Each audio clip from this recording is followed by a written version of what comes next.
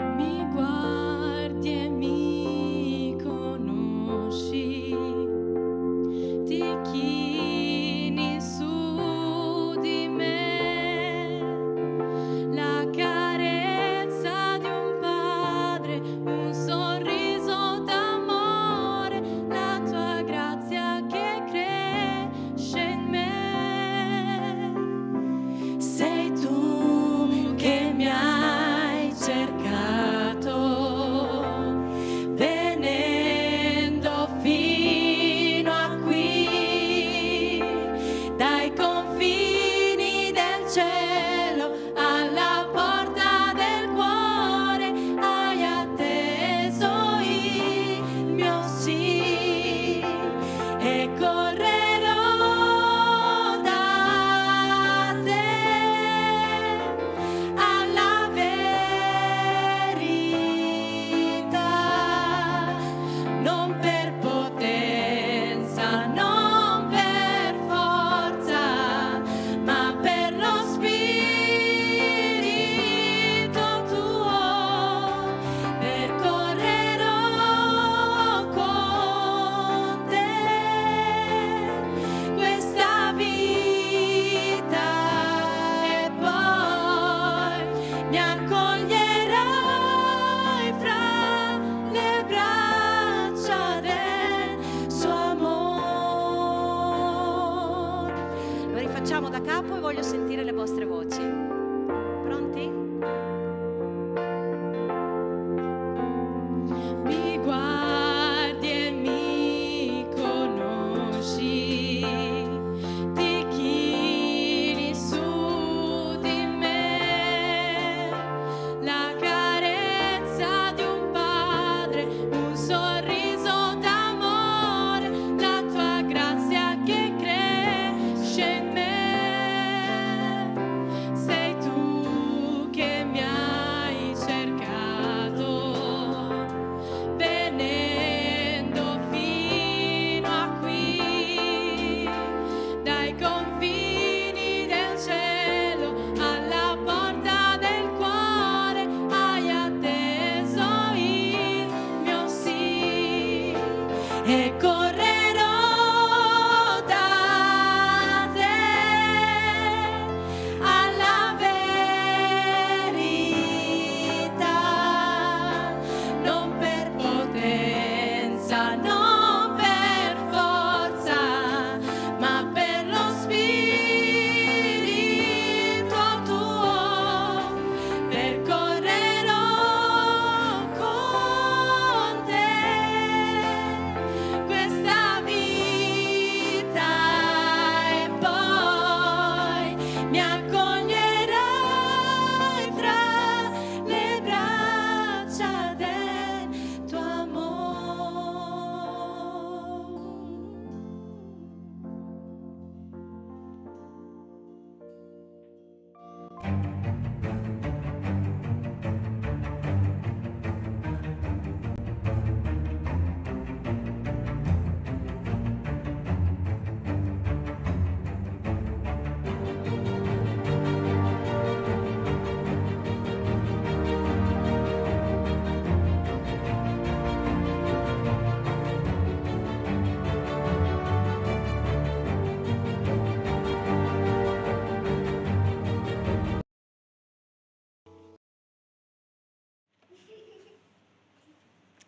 Un benvenuto a tutti questa mattina, a chi è a Udine in via Croazia e a coloro che ci seguono sui nostri canali social. Stamattina, come avete visto anche nel trailer, parleremo di sport e cercheremo anche di vedere delle connessioni, come anche delle disconnessioni rispetto al mondo di Dio. Pertanto il titolo di questa mattina sarà lo sport più di un gioco e meno di un Dio. Cosa possiamo dire sullo sport? Poco più di 10 giorni fa abbiamo avuto modo di partecipare come volontari, come comunità, ad una manifestazione sportiva riconosciuta anche a livello nazionale, una gara ciclistica a cronometro veniva definita, il cui punto di partenza era il velodromo di San Giovanni al Natisone e anche il suo punto di arrivo. Diverse gare effettuate tra esordienti e professionisti, giri corti ma anche giri molto lunghi, difficoltosi, distribuiti fra i vari comuni della provincia di Udine, quindi Manzano, San Giovanni al Natisone e tanti altri. Una occasione per noi come Chiesa di dare una mano, di partecipare, di dire qualcosa anche in merito al mondo dello sport, fare amicizia. Abbiamo fatto tanta amicizia, anche intorno ad una tavola, io e Vittorio. Rimandare anche ad altre occasioni, invitare le persone anche in chiesa a parlare di sport. E oggi lo scopo è, dopo aver osservato quel mondo, dire qualcosa di quel mondo. La Bibbia parla di sport, la prima domanda. Secondo voi parla di sport la Bibbia? Sì. Paolo, apostolo, come dice anche Vittorio, parla anche di sport, era un conoscitore di quel mondo, amava osservare ciò che era intorno a sé, missionario e anche teologo, evangelista, un apostolo di Cristo poliedrico. Ad Atene poteva osservare le divinità straniere, passarle in rassegna e trovare anche il Dio sconosciuto che gli ateniesi adoravano e dire: ebbene, quel Dio sconosciuto io ve lo annuncio. Con la stessa curiosità e motivazione si stabilì a Corinto e in quella città osservava i giochi dell'Istmo, secondi a livello di importanza solo ai giochi olimpici. Erano giochi dedicati alle divinità pagane come Poseidone, dio del mare, ma quale grande occasione per diffondere l'Evangelo di Cristo e dai quali giochi dedurre delle metafore per la Chiesa cristiana, per la Chiesa, per il popolo di Dio. Guardava le gare e portava alcune cose nella realtà del mondo della Chiesa.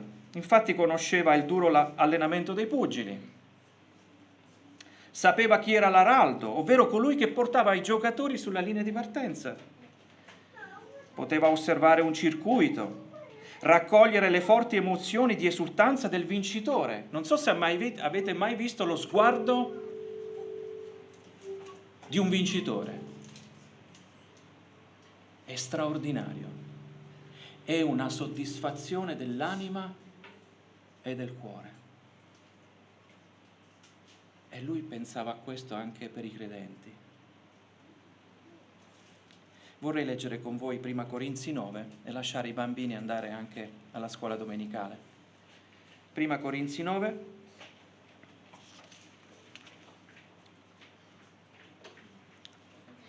Dirà Paolo, guardate che domanda.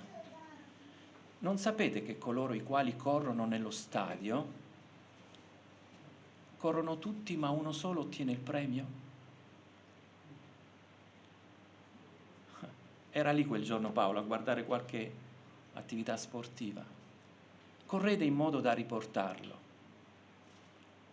Chiunque fa l'atleta è temperato in ogni cosa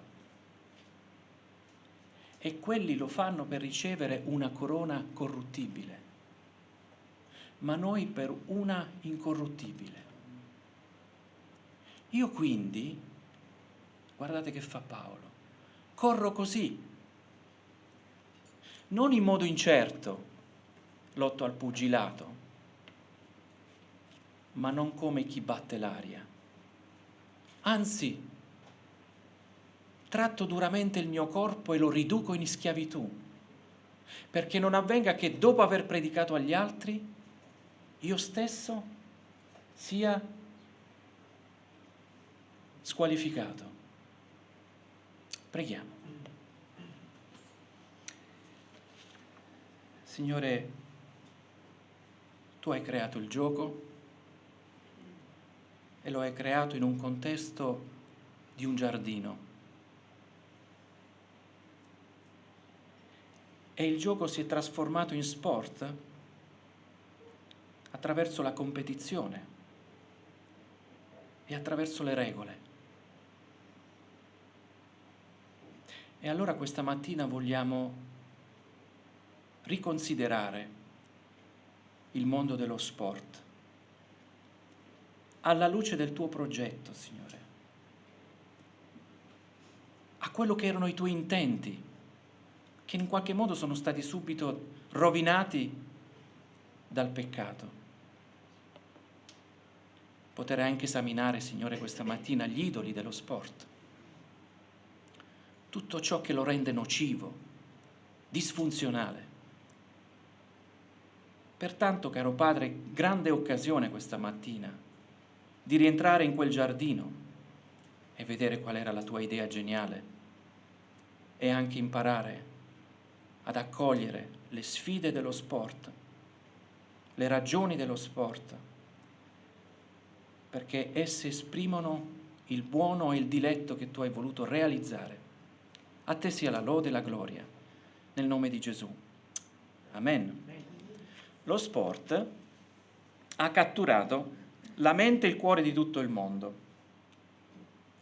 come anche si è persa l'occasione di dire qualcosa su questo argomento in termini evangelici, perché o lo si ridimensiona ad un semplice gioco, oppure classificarlo come un'attività che attira così tanto da diventare un'ossessione, quindi un idolo, di conseguenza meglio escluderlo da qualsiasi forma di ragionamento. Allora la riflessione ha l'intento di riqualificare lo sport e collocarlo nelle buone intenzioni di Dio, catturando anche le relative distorsioni causate dal peccato, osservando nelle scritture, nella Bibbia, e avere una nuova visione dello sport per non essere miopi, quindi non vedere i fatti nella loro realtà e nei loro sviluppi.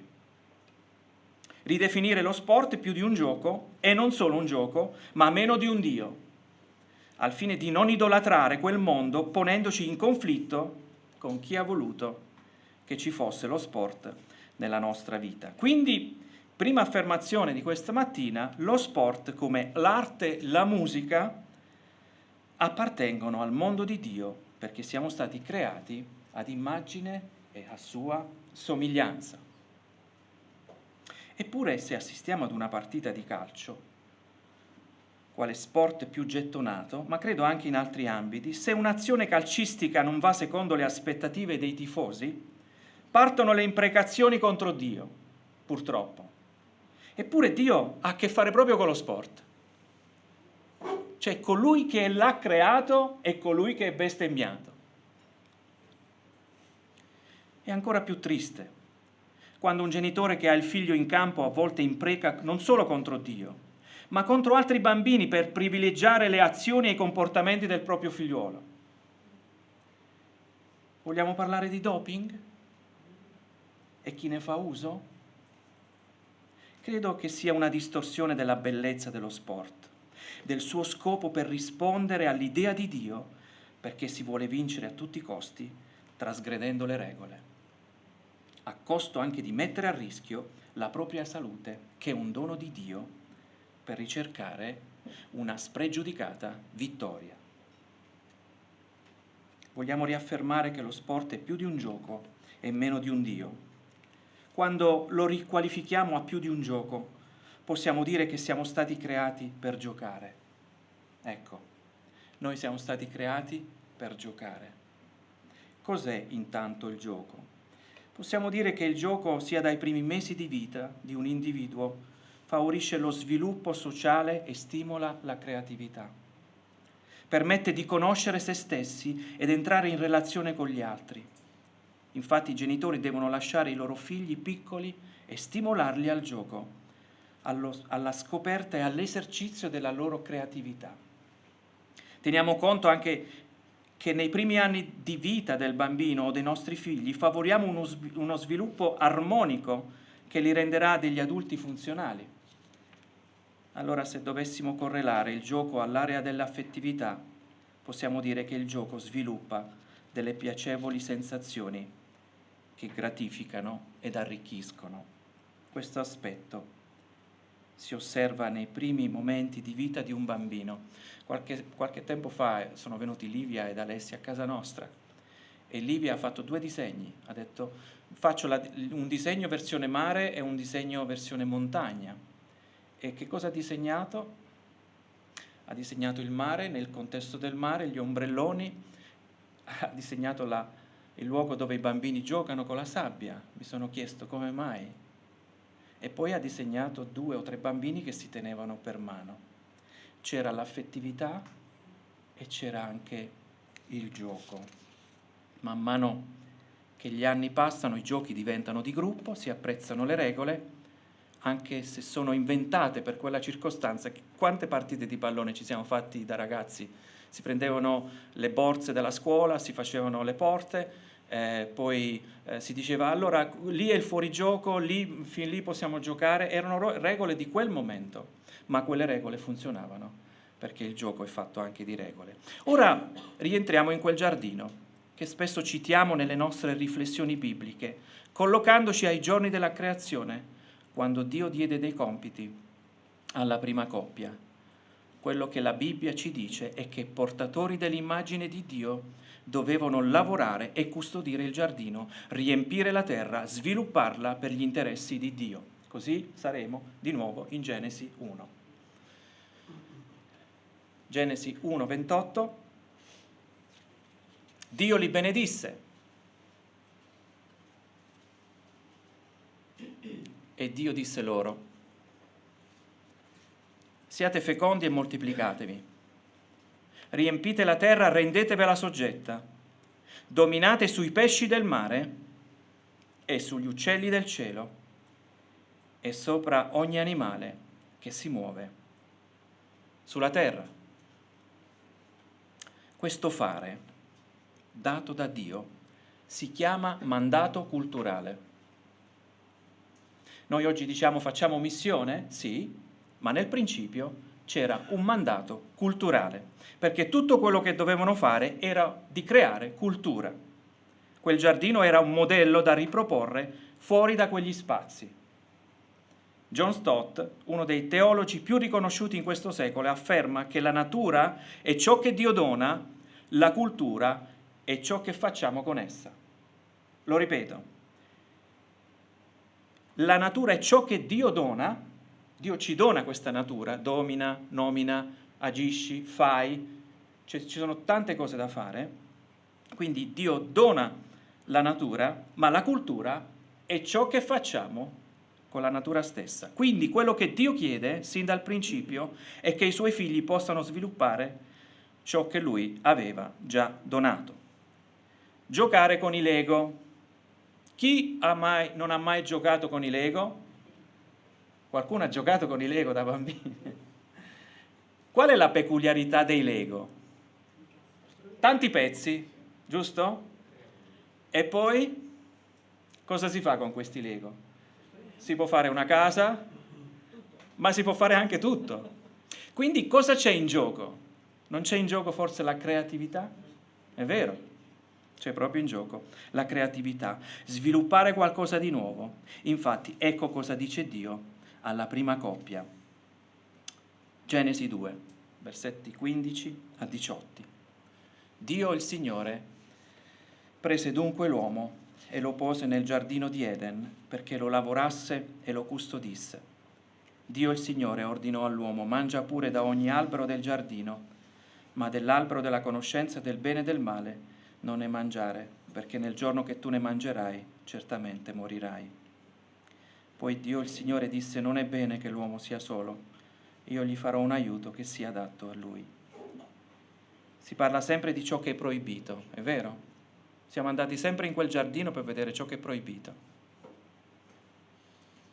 ma non abbiamo mai riflettuto abbastanza per ciò che ci è donato, ciò che ci è concesso, ciò che ci diletta, ciò che ci permette di giocare, di essere appagati.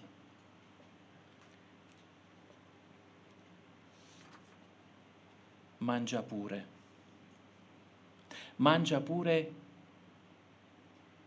da ogni albero del giardino. Ci siamo sempre troppo preoccupati di quello che non dovevamo fare. Non è straordinario che Dio vuole che ci sia diletto, piacere, appagamento?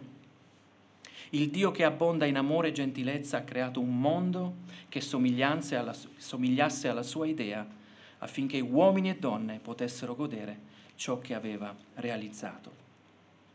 La creazione non è stata data solo per produrre qualcosa, ma anche come dono da ricevere e godere. Ecco da dove nasce l'idea del gioco.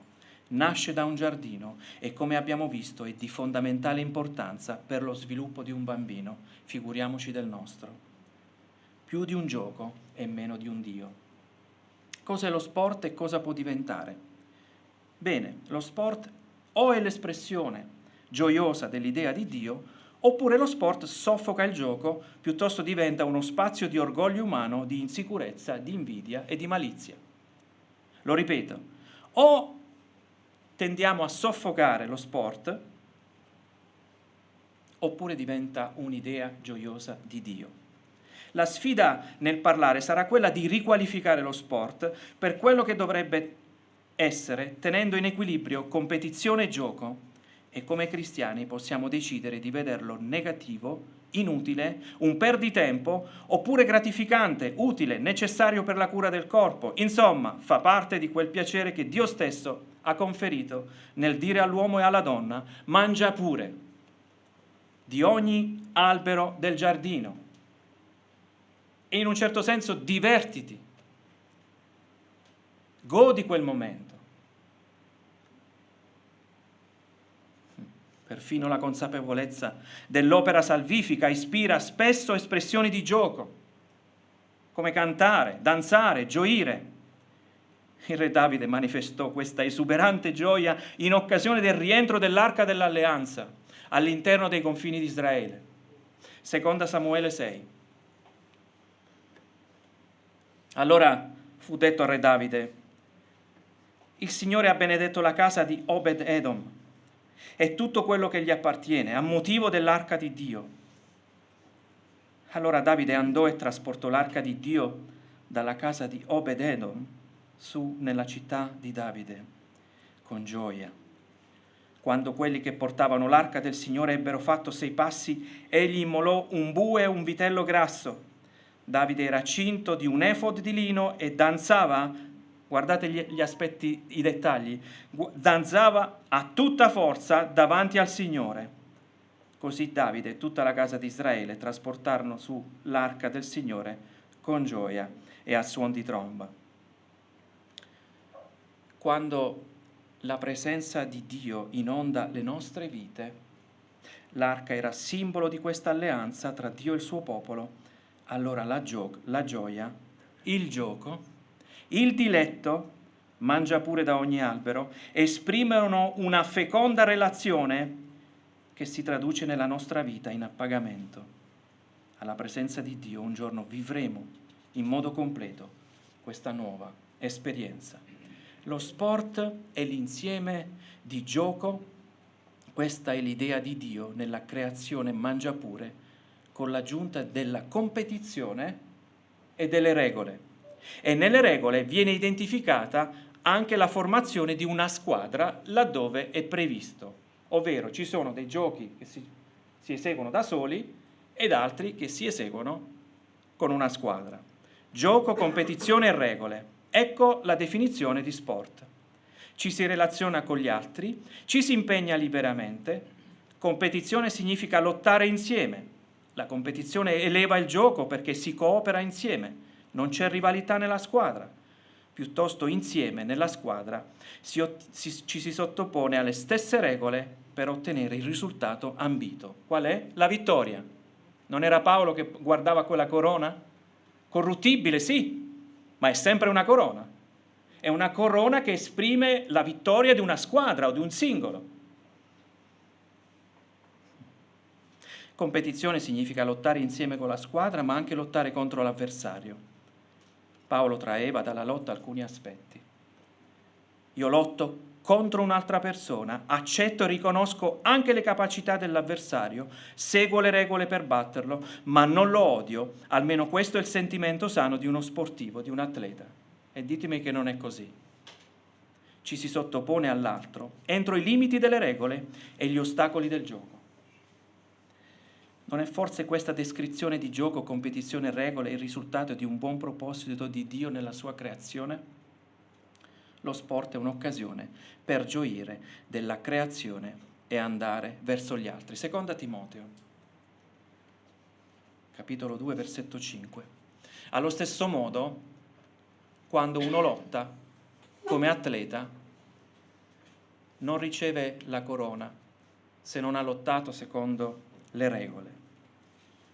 Lo sport è l'insieme di gioco, infatti è più di un gioco, perché porta con sé competizioni e regole. Quando si riceve quella corona con questi criteri, allora la vittoria ha un sapore particolare che appaga e riempie la propria vita di una gioia incredibile. Mi permetto di usare una frase di un caro fratello: quando quella vittoria arriva nella nostra vita, anche il nostro cervello ride. E se riusciamo a far ridere il cervello, significa tanta roba. Lo sport produce un bene intrinseco, significa affermare che rientri nei buoni propositi di Dio, rivoluziona il modo di pensare di tanti cristiani perché si pensa in modo dualista e che proviene dalla cultura greca. Non pensate che noi cristiani non abbiamo la cultura, portiamo la cultura del suo tempo. Se il confronto è tra anima e corpo, allora significa occuparsi e ritenere buono tutto quello che serve all'anima e tutto quello che non serve al corpo, via di lì. D'altronde siamo chiamati da Gesù ad abnegazione. Paolo stesso dice: io tratto duramente il mio corpo. Quindi è facile scivolare in questo dualismo tra anima e corpo. Oppure altra divisione consiste nel distinguere il sacro dal profano. Cosa ci sarà? Così ci sarà una lista del sacro e una lista del profano. Cosa c'è nel sacro? C'è leggere la Bibbia, pregare, andare in chiesa, e questo lo dobbiamo fare tutti. Ma poi non c'è altro.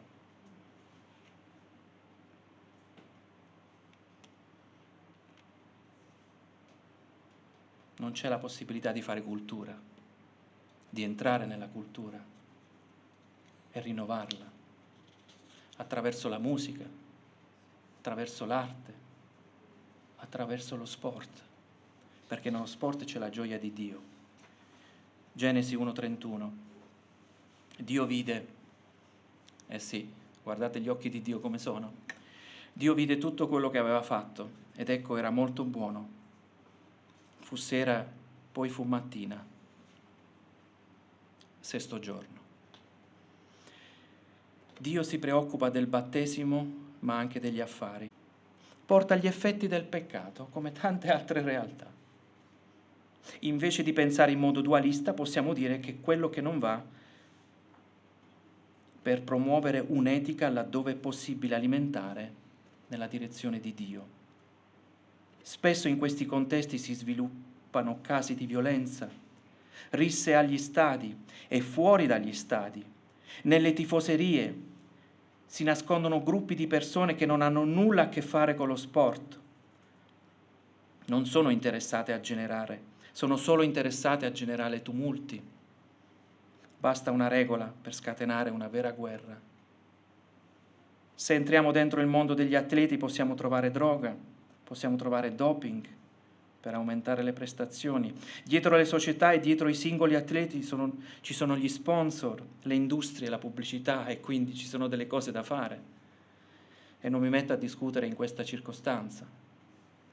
Vincere a tutti i costi non è forse una forma di narcisismo a scapito delle regole, della competizione e della gioia?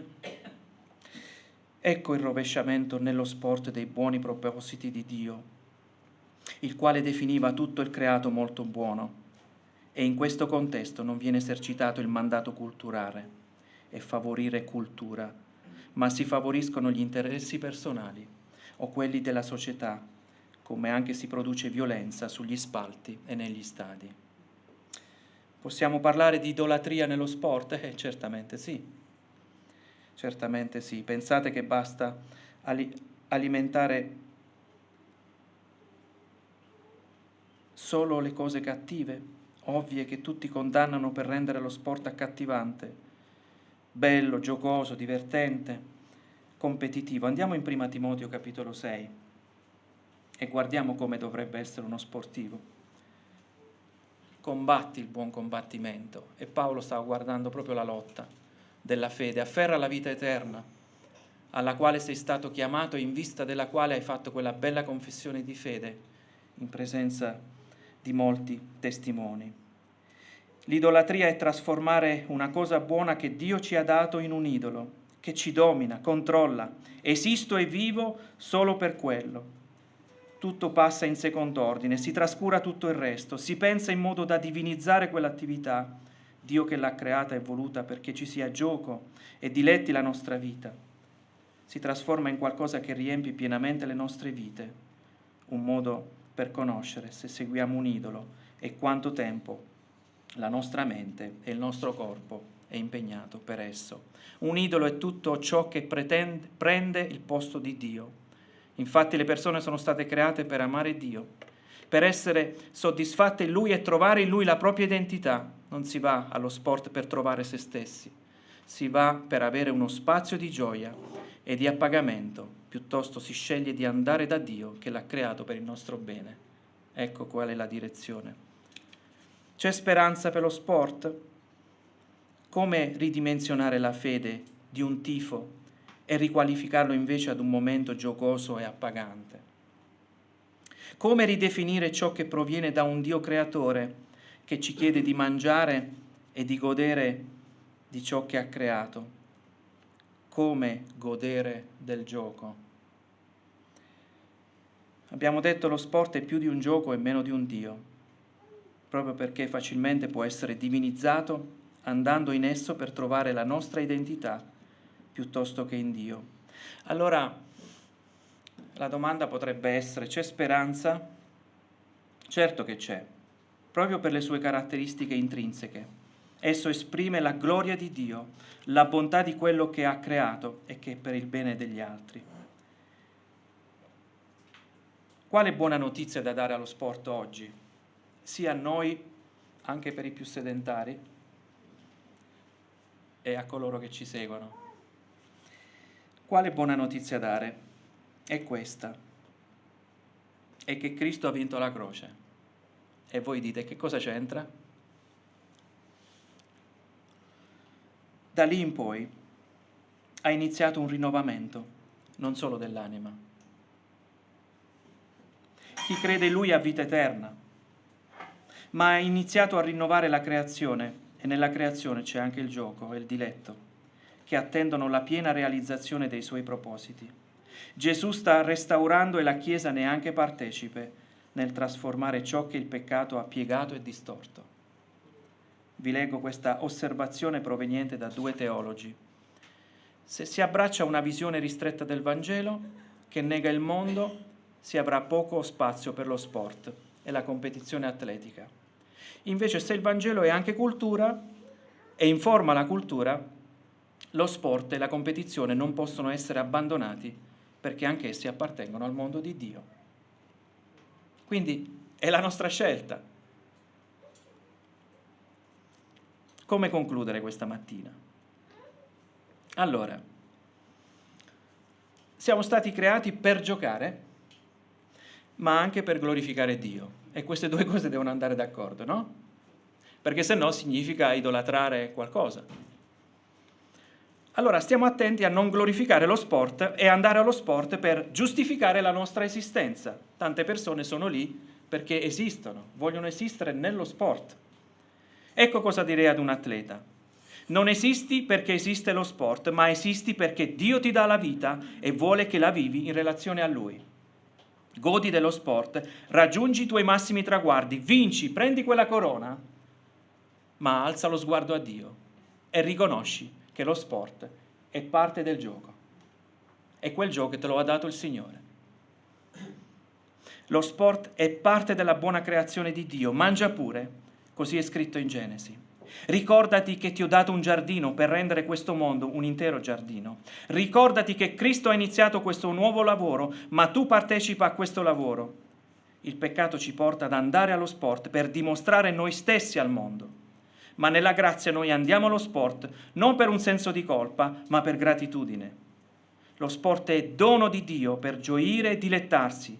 Lo sport è anche gioco, quel gioco che costruisce la nostra infanzia. Ci sarà lo sport nel regno dei cieli? E adesso qui mi gioco la cartuccia. Come si dice, se c'è mio suocero che mi ascolta, lo apprezzerà, perché il Signore mi ha dato un suocero sportivo. Ci sarà lo sport nei nuovi cieli e nuova terra? Chi ha il coraggio di rispondere? Speriamo. Qualcuno dice speriamo. Comunque, se chiedo una risposta concreta, vorrei dire che siccome la nuova creazione sarà in un certo senso in continuità e ripristino del giardino, potrebbe proprio esserci. Ma possiamo dire un amen a quello che ha detto Vittorio o no? Amen. Dipende da quale visione abbiamo del futuro. Perciò oggi parliamo anche di futuro. Sapete che Cristo tornerà con un corpo e noi saremo davanti a Lui con un corpo glorificato? Potrei leggere Romani 8, ma vi lascio con Apocalisse 21. Apocalisse 21:5. E colui che siede sul trono disse, quello che stava dicendo anche Vittorio, ecco, io faccio quello che abbiamo visto in Genesi, io faccio, che cosa? Nuove tutte le cose. C'è un ripristino del nuovo su quello conosciuto. Poi disse, scrivi, perché queste parole sono fedeli e veritiere. Non è fantastico che Dio fa tutte le cose nuove? Significa rinnovare ciò che c'è e che anche conosciamo. La visione della salvezza è quella di Gesù in trono che dichiara che farà nuova ogni cosa. E se la creazione include anche il gioco, il diletto e quindi lo sport, allora ci sarà anche quello. Ecco la buona notizia. Una buona notizia per gli amanti dello sport. Come afferma un teologo, Herman Bavinck, tutto ciò che sarà reso nuovo proviene da Cristo e se lo conosci e lo hai conosciuto stai sulla strada, stai nel solco di questa esperienza del già e non ancora, perché lo sport è più di un gioco e meno di un Dio. Vorrei concludere con Zaccaria capitolo 8. Le piazze della città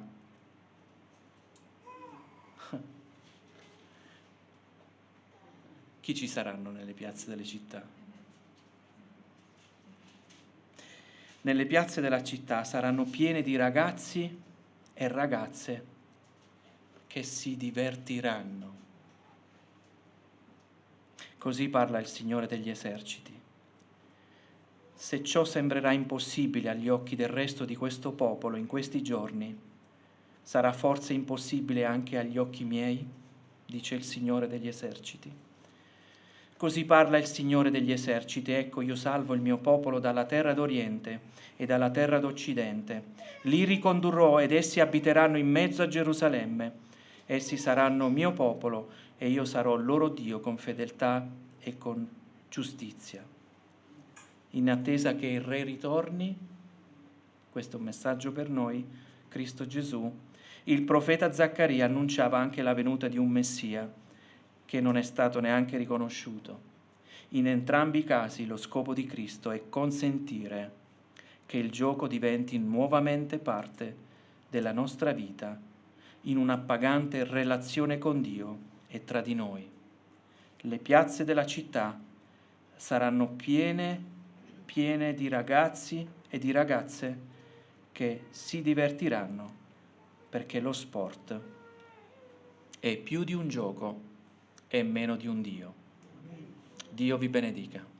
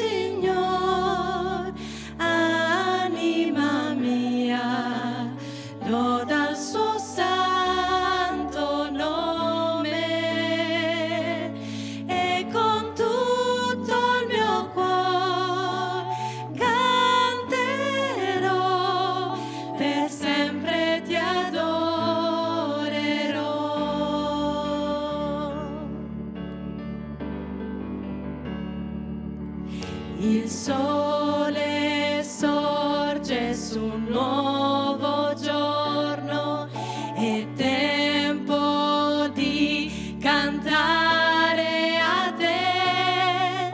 Non so cosa accadrà, non so quello che mi aspetta, ma canterò finché la notte arriverà. Benedice il Signor, anima mia, loda il suo santo nome, e con tutto il mio cuore canterò, per sempre ti adorerò.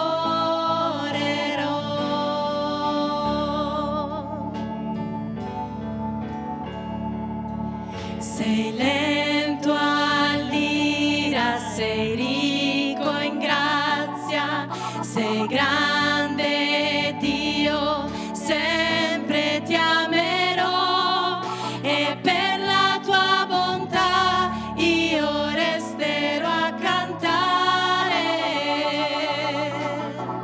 Mille ragioni ancora troverò.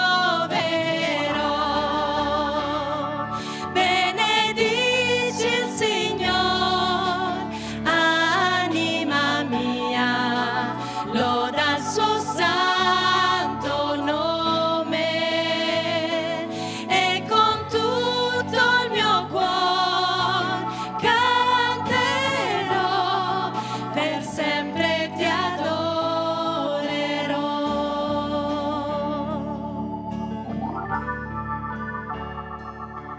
Il giorno